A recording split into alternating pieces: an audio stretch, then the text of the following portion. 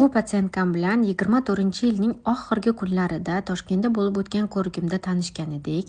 Patsientkamda birlamchi bepushtlik 4 yil davomida bo'ladi. Birinchi первичный осмотрda juda ham ko'p muammolarni aniqlaganmiz. Birinchi muammo bu AMG ni juda ham pastligi, снижение авариального резерва, AMG 0,63 edi.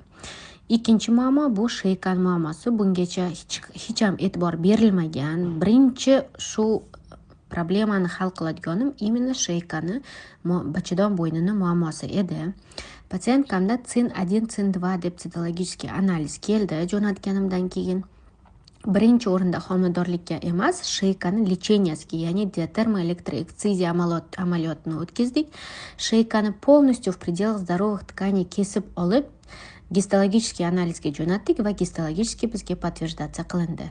6 haftadan keyin bu patsientkamda sog'lom, chiroyli sheyka paydo bo'lgandan keyin keyingi oyga stimulyatsiya orqali alhamdulillah 2 egiz homilani bizga Alloh tarafidan yetkazilgan ekan. Mana bugun ikkalasini ham yurak urishi bor. Bu patsientkamda bepushtlik diagnozi yengildi.